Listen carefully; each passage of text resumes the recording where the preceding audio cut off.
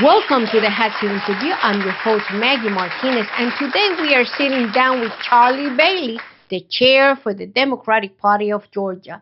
Charlie Bailey has been traveling all across the state of Georgia, meeting with party chairs, Democrats, and community leaders from every corner of the state. With the 2026 election on the horizon, we will be talking about challenges, opportunities, and strategies shaping the Democratic movement in Georgia. On the governor's race, does the Democrats have a real path to winning the Georgia governor's office in the upcoming election? How the big beautiful bill affects the chances of Republican leaders winning their re-election in Georgia? This and other questions will be answered right here on the Hot Seat Interview. So let's dive in. Starbound Studios starring Maggy Martinez and the Hot Seat Interview. Y ahora con ustedes, Maggy Martinez Well, en Caliente. Charlie Bailey. He's the chair for the Democratic Party of Georgia. Welcome, Charlie, to the Hot Seat. Thank you. Happy to be here, Maggie. Definitely. Well, Charlie, you have been visiting the whole state, top to bottom, east to west. Yep. What is people saying to you? What is their main goal, their main worries? Well, affordability. I mean, life is too expensive in Georgia, and Republicans have been in charge now for 22 years. That's a lot. In our state, and the American dream is less attainable now than it was 22 years ago when they took power. Folks know, frankly, that they're being screwed, and it is our job, it's my job as the chair of the party, to make sure they know who to blame, because these things don't happen in a vacuum. And so when people are seeing, feeling the crushing weight of how the cost of health care, that's before 1.4 million Georgians' premiums are set to double here in a couple of months. When people see that their dollar doesn't go as far as it used to, that the educational, the metrics we use to measure our kids' educational opportunity and attainment, we're last, second to last, we might be fifth to last, then they look around and say, I pay a lot of money in taxes. Working people do. And what kind of government has Republicans given us? It's one that rewards wealth and not work, one that's got a tax code that rewards billionaires and big corporations and whoever the latest lobbyist was to buy somebody a steak or a bourbon. And people are fed up with it.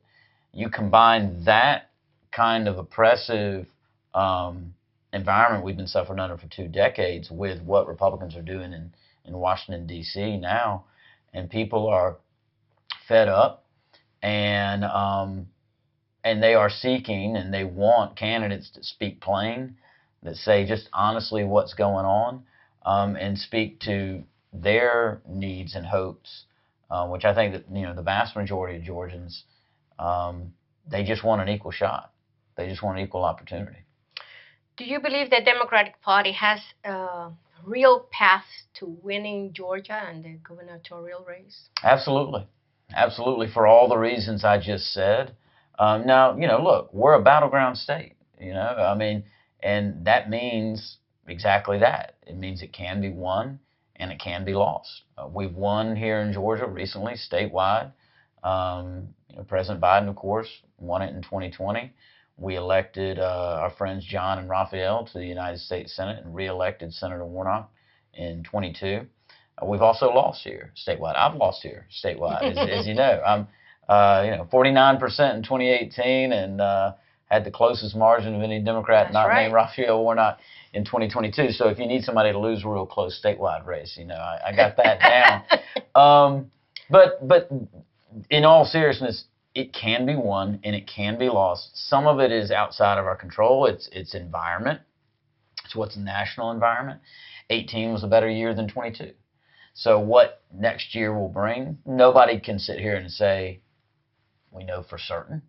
But if Republicans keep on the path that they are on, which is just giving tax cuts to billionaires and cutting regular folks' health care, I don't think that's going to bode too well for them, and it's going to create an opportunity because Republicans can't help themselves. They get power, and they do this every single time. Nobody really cares, Maggie, what somebody says in a speech. Donald Trump or Burt Jones or Mike Collins. The only thing that matters is with the great power you've been given, what are you doing? And Republicans get in power, they choose moneyed interest over regular folks year after year after year after year. And so Democrats, we are going to offer, if you don't want that, if you want that, go on and vote for the Republicans. But if you don't want that, and you think working folks in the middle class ought to be prioritized, then you should vote for a Democrat. Well, there's been a lot of debate about the so-called big beautiful bill. Do you think this legislation could have consequences for the Republican candidates going forward? I do, and I think it's more accurately called the big billionaire bill. That's right. Because what it did, and Maggie, we need to be clear about this. This is the single largest transfer of wealth from working people in the middle class to the very wealthy in the history of humankind. In the history of humankind, this bill gives billionaires $1 million a year in tax cuts for 10 years. And where do they get all that money? They get it from cutting $1 trillion out of Medicaid, to the extent that that's going to cut $540 million out of our rural health care systems, and put at risk 2 million Georgians' health insurance. And on top of that, they weren't even done with that. They weren't settled and satisfied. These Obamacare, Affordable Care Act subsidies that they have cut, that now Democrats are fighting to get put back in. But these cuts that they have made will result in minimum 1.4 million Georgians having their premiums at least double. So, again, it's wrong morally. It's stupid policy-wise, and it's real stupid politically, because people, turns out, don't really give a, can I cuss? They don't really give a damn about like the bottom line of Donald Trump and his family and Elon Musk and Sam Altman, all these AI billionaires. They actually don't care about that at all. They certainly don't want to be rewarding that. What they care about is their families. Is my kid safe? How are they doing in school? If I get a hospital bill, can I pay it? And do I have some hope? Can I look at my kid, my grandkid, my niece or nephew in the eyes and say, you're going to have a life with a little bit more opportunity than the one that I had? And so when you do things, as the Republicans both in Atlanta, under the Gold Dome, and in D.C. have done, which harm the ability for families to be able to look in those kids' eyes and say that with a straight face, they tend to not like that. It is our job to make sure we make the case, make sure they understand the actions and the deeds of Republicans and what they have wrought. And I think when we do so, there are going to be consequences politically for the Republicans. Well, we are speaking with Charlie Bailey, the chair for the Democratic Party of Georgia. We are thrilled that he's at the hot seat interview, because this is the only platform that our candidates and our leaders can come and speak about what they bring to the table and how can we improve the quality of life of every citizen in Georgia. Now, tune in every Thursday. This show is coming out tomorrow at 8 p.m. We're going to have a live, what we call premium, so that way you could talk with Charlie directly. I wrote a book, so it's called The Secrets of Campaigning. So you think you could run, buy it for your daughters, buy it for that person that is running for office as a gift, or buy it for yourself. So that way you know exactly what a candidate goes through. 40 years of experiences in this book. All the secrets are there, and it's only $25 on Amazon. And if you feel it in your heart and you want to make sure that this platform continues, you could send a donation to starboundpr.com.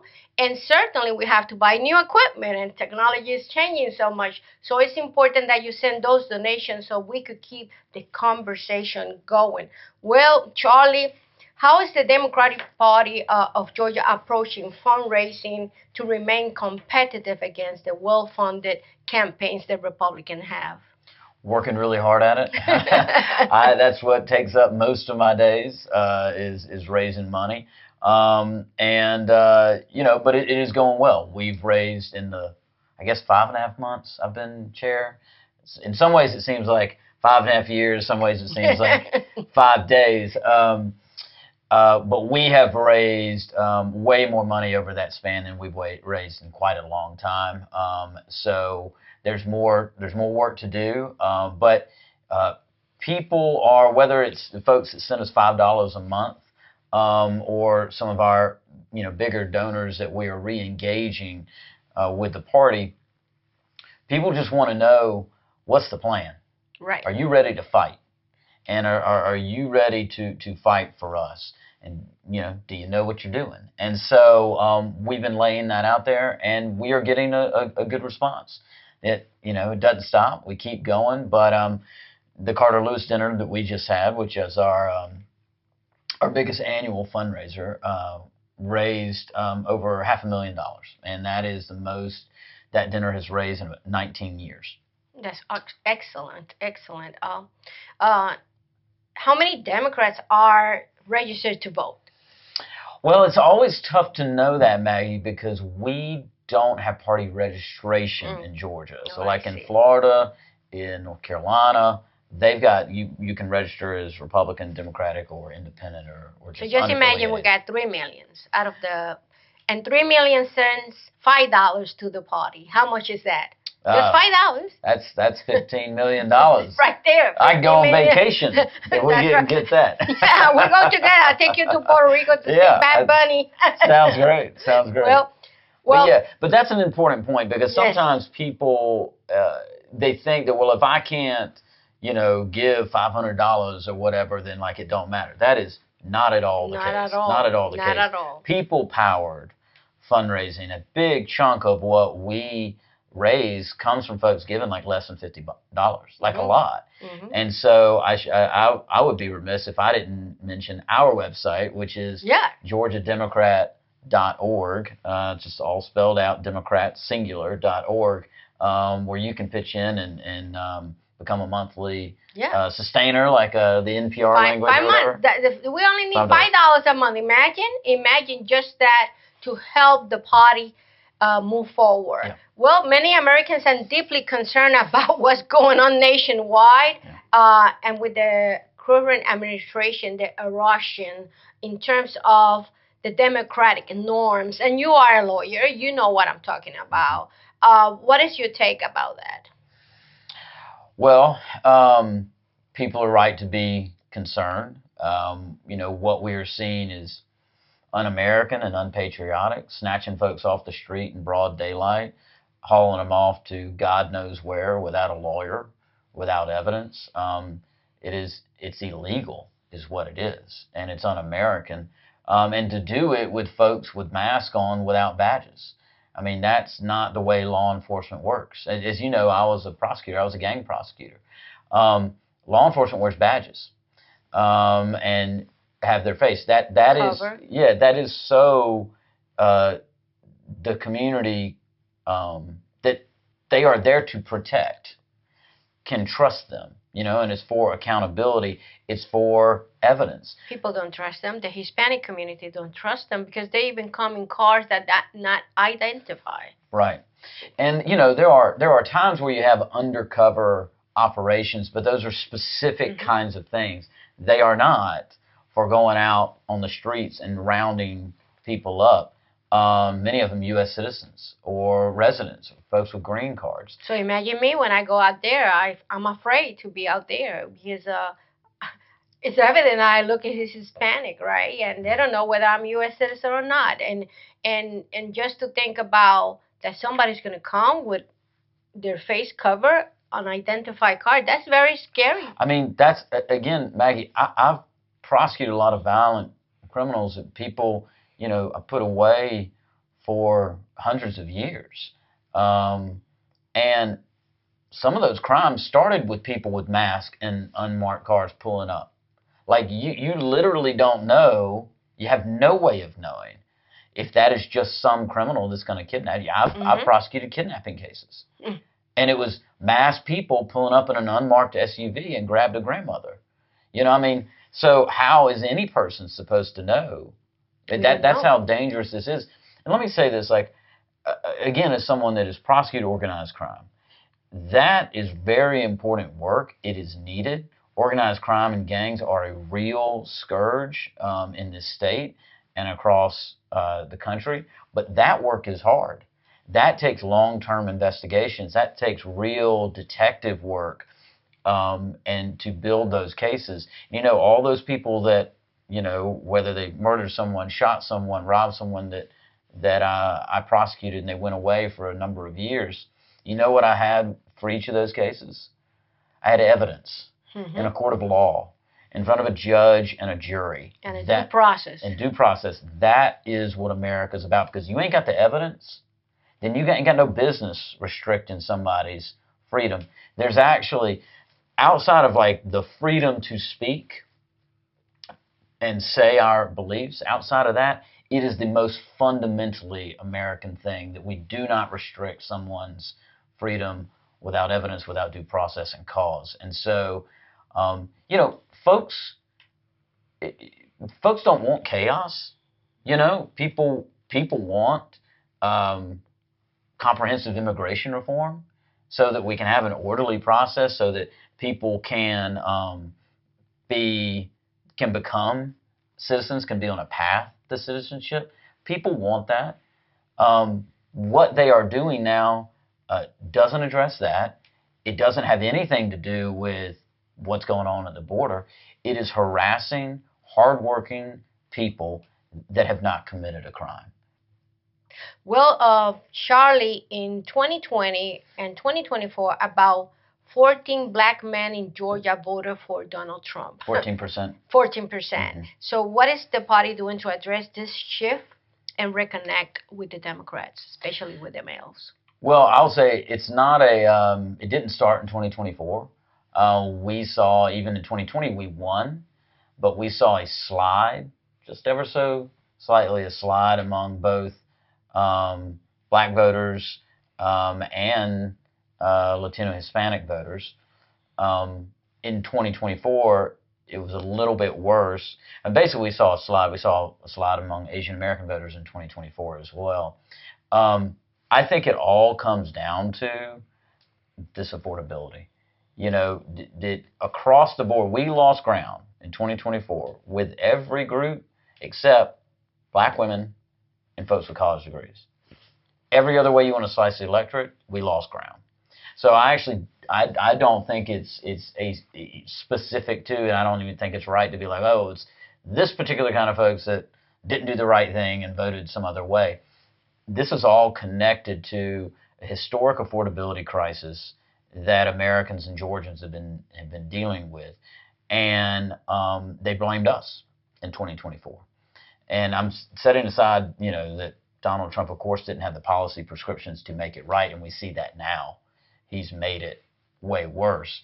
But I think the party and our candidates have to focus on those issues, because regardless of black, white, gay, straight, live in the city or in the country, out in the rural Georgia where I'm from, you expect, and it's fair to expect, your government to be working to provide you a fair shot, equal opportunity to a good education for your kids, affordable health care. And I think we saw slippage because we were the party in power when this big affordability crisis happened. But now, what we are dealing with is folks have been betrayed. Donald Trump said he was going to cut your car note on day one, right? That he was going to cut inflation in half, you know, in week Lower one. grocery prices.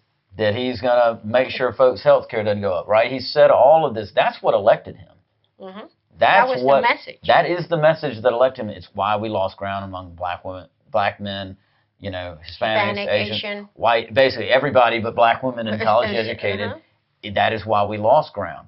But here's the thing. He's full of shit. You know, and it was all a lie. And he betrayed He Americans. was just doing propaganda just to get elected. As simple as that. And people are seeing it. And you're seeing in polls like his approval ratings dropping. And they've dropped the quickest among younger voters, black voters, Hispanic voters. That is where he's had the most precipitous drop so far. So I think people are realizing that they have been betrayed. And they're ready to vote out the Republicans both this year in the PSC and next year in the midterms. Yes, don't forget to go out and vote. This election is about the PSC, and we got, what is their name so people know? The Democratic nominees are Peter Hubbard and Alicia Johnson. They're running against two Republican incumbents. These Republican incumbents have voted for every single rate increase.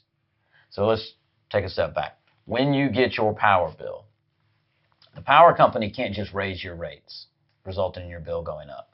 That has to be approved by the Public Service Commission, the PSC. Mm-hmm. And so all of those rate increases that the power companies have asked for, the Republican incumbents have okayed every single one. And the result has been, over the past 3 years, the average Georgian's power bill has gone up $500 a year.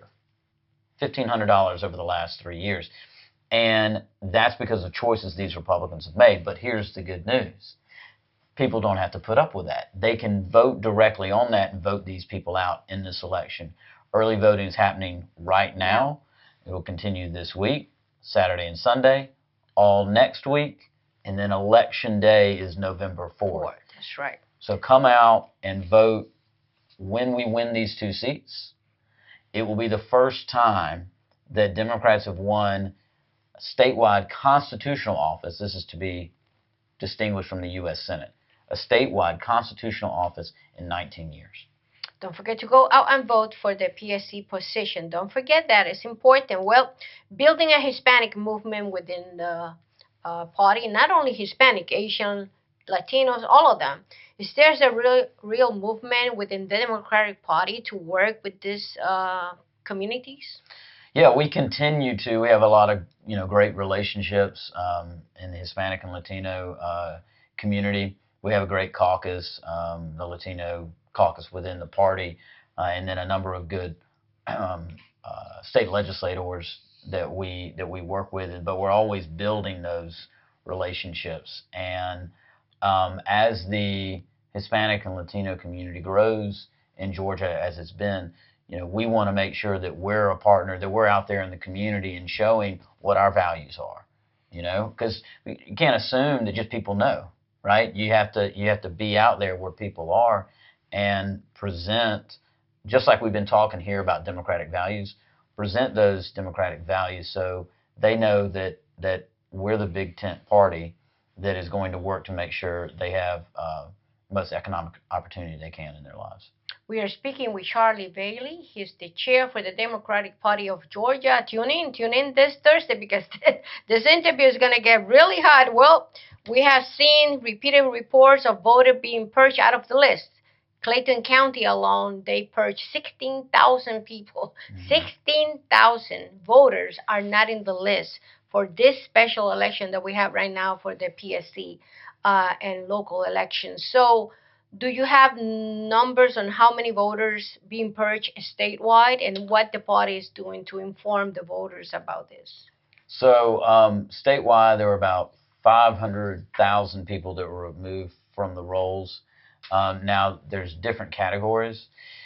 About 400,000 of those, so this is the good news, most of those, the vast majority of those are people that are regular list maintenance. They did actually move somewhere.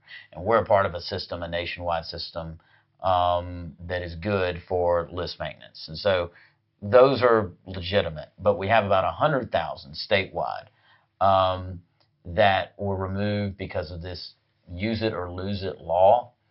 This is a law that Republicans passed that said if you don't vote, I think, in the last 3 elections, it's a certain time period. Presidential elections, yes. Yeah, then you can be removed from the rolls. We are adamantly against that. We think it's anti-democratic. It's not for some politician to decide for a voter. And life happens. Sometimes you are ready to vote and something happened. You end up in a hospital. Maybe the politicians running didn't excite you enough. It's your right as a voter not to, and so it's just another barrier. Included the drop box, right? Right. So we need to change that law. It is the law, but I think probably the impact in Clayton County, the 16,000 is probably the overall number, but the number of the use or lose it's probably much smaller. To the second part of your question, what have we done about it? We ran phone banks for about 2 months, where people were calling into that 100,000 number, or actually it was probably about 70,000. Of those 100,000, about 70,000 that are more Democratic or Democratic-leaning voters, so we focused on those. And we reached out to every single one, and we didn't talk to every single one. A lot of times you're leaving voicemails and that kind of thing. But we were able to help it's about 2,500 people re-register to vote. And so I would urge people, if you can always go on and check your registration status at the Secretary of State's website. If you see that you're inactive, re-up it. It's like not a bad thing to check it, a couple times a year. Yeah, and when you go to the website, just go around because sometimes it's difficult to find what you're looking for. I can't remember the hyperlink right off the top of my head. mpb.sos. Well, we'll put it on the credit. mpb.sos.ga. We'll put it on the credit. Put it on the credit. Yeah, we'll put it on the credit. Well, Democrats often struggle in rural Georgia. What specific strategies are you implementing to reach the voters in these areas? Well, we're going there to talk to them. I'm from rural Georgia, as you know, Harris County, Georgia, in West Georgia. And a lot of it is showing up. And, recently, I guess at this point, it's probably a month and a half ago, maybe 2 months ago, we did a Southeast Georgia swing, for example. And, yes, we're in Brunswick, which is a bigger town, but we also went to Kingsland in Camden County. And over the course of those 3 days, I sat down with 7 different local papers, some in like very, very small, very, very Republican counties like Brantley County, which is the most Republican county in the state. Kamala Harris got like 9% there. We sat down with the papers to bring the message about these democratic values and the impact of Republican rule, and it got favorable coverage everywhere. And look, does that mean, now we're going to gain 5 percentage points in Brantley County? No, it's not that easy. But if it nets us 10 votes that we didn't have otherwise. It's 10 votes. It's 10 votes. You only need 1 vote to win. Right. 10 votes are important. Will strong leadership start at the local level and at the state level also? How the party is working to recruit and support Democratic candidates that can bring the best thing to the table? We're working with our county parties to make sure that, and we've reconstituted our candidate recruitment table with both the State House and State Senate leadership to make sure that we're having conversations and, we're asking, we can't be everywhere, but, you can pick up the phone and call. And a lot of this is getting out in the community, reaching out, talking to somebody that might have, recently retired as a principal or whatever. Have you ever thought about running for office? There's people with leadership that have had leadership positions in the communities and maybe they've not thought about running for office. Maybe they don't want to run for office, but they know somebody that might be good. A lot of this is, it's really not, there's not a technological way around it. It's literally, it's meetings, it's conversations, and doing that kind of legwork to get people to think about running for office that might not have before. And so we're engaging in a real way, working with our county parties to do that. And we have a commitment. We're going to have a candidate in every single state house and state senate race in the state. That's excellent. Well, on the governor race, oh my goodness, there are several Democratic candidates. I want to mention all of them so they don't say, oh, Maggie, you like this one. No. I like all of them. On the governor's race, we have Michael Thurman, Keisha Lance Bottom, Jason Stebbett, Derek Jackson, Olu Brown, and a former Republican candidate, Geoffrey Duncan, that now he's running as a Democrat. Also, Rua Roman. Roman. So we have all of them mentioned so that they don't say, oh, well, the show goes leaning to one. No, they have confirmed most of them to come to the show. Already Michael Thurman came to the show. Already Derek Jackson came to the show. And we have them on the agenda because, I'm only one, so I'm trying to do my best here. Sure. But certainly, Charlie, do you believe the Democratic Party has a real path winning Georgia governor's office in the upcoming election? And even though I already asked this question, I see that our party is being great in terms of mobilizing and bringing to the table so many candidates, because when you have a party that is alive, these are the things that happen and people have a choice. So what is your take about all these candidates, and also how we're going to see this in terms of the Republican with Jeffrey Duncan being in the race?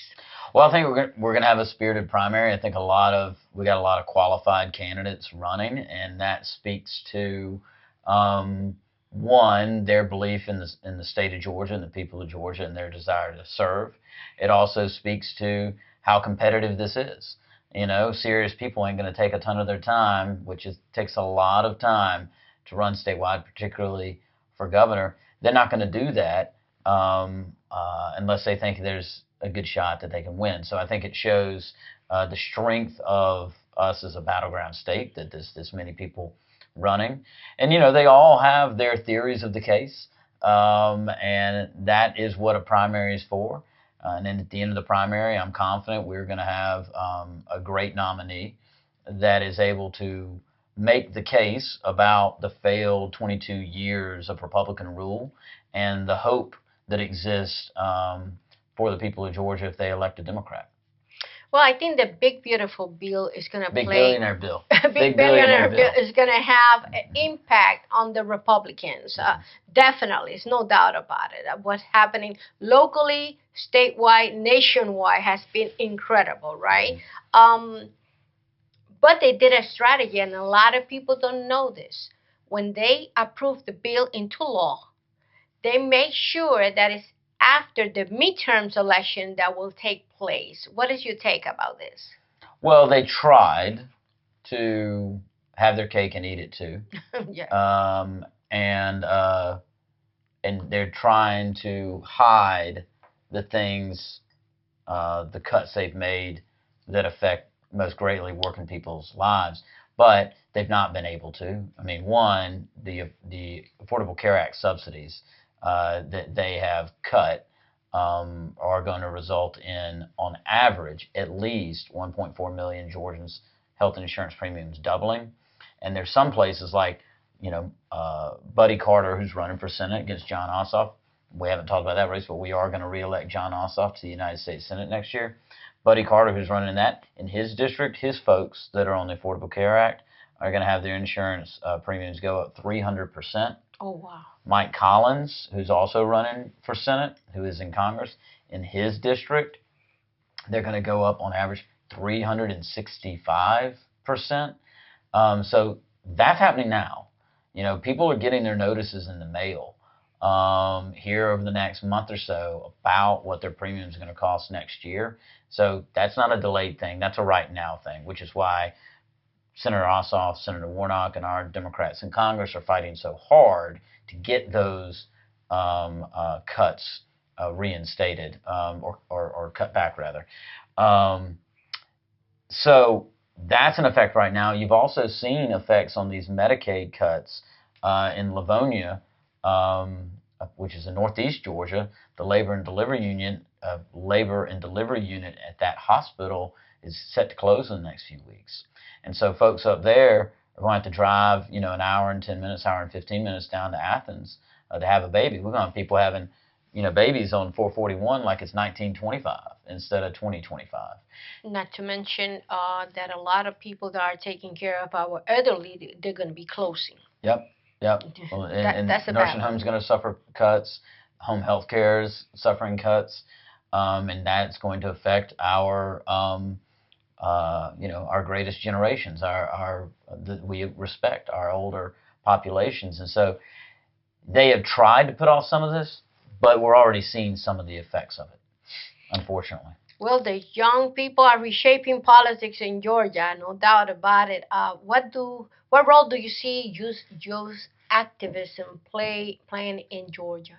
We've got a dynamic Young Democrats of Georgia group and chapters around the state. For instance, I think they just started back up the Young Democrats chapter in down in Statesboro, in Georgia Southern. Excellent. And so we've got that is where a lot of dynamism comes from and a lot of energy in our party. And just for instance, on the PSC races, we've made sure that we've, brought them in to help with our phone banking and canvassing efforts. And as I've told, Devontae Jennings, who's the president of Young Democrats, who's a friend, I need to be hearing from them about their ideas. What are I'm not sitting here saying I got all the right ideas or whatever. We need to hear what people across the entire family, I call it the Democratic family, think, and particularly our young folks.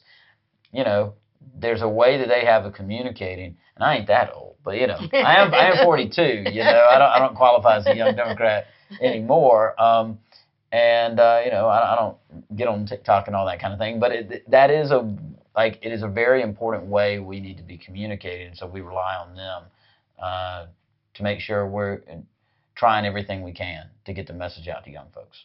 Well, we all have the hot seat question that never goes on the question. So tell me about what motivates you personally to lead the Democratic Party of Georgia, and if in the future you're planning to run again. What motivates me is I love this state.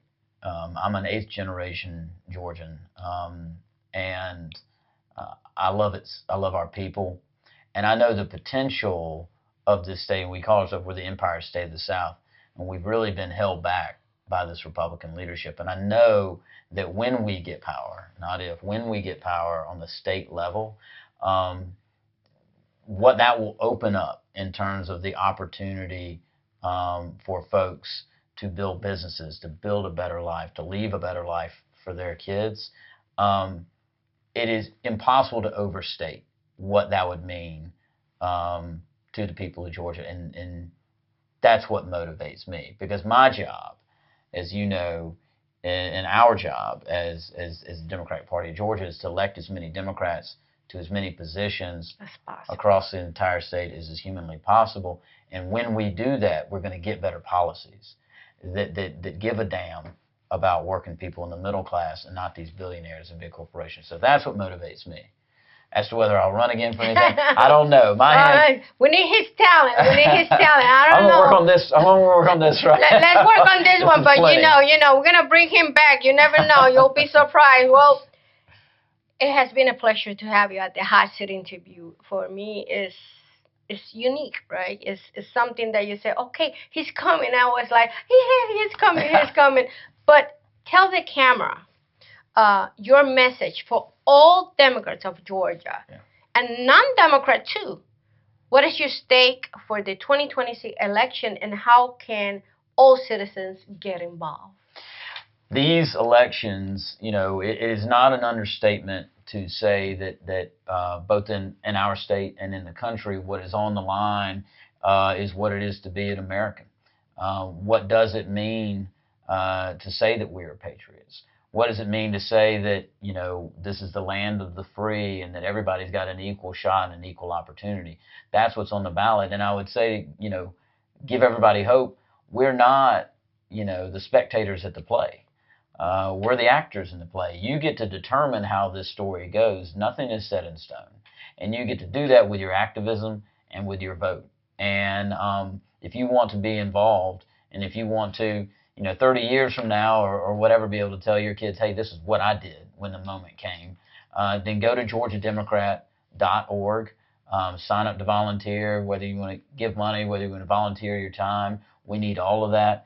Right now, the PSC elections is what we are focused on. So we've got phone banks, we've got canvassing you can do.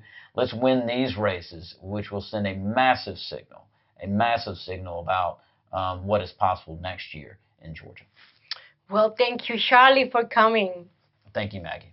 Well, as we heard today, The Democratic Party of Georgia faces big challenges, but also opportunities, especially in engaging new voters, protecting democracy, and building movement for all. This is Maggie Martinez, the Hot Seat Interview. Until next time.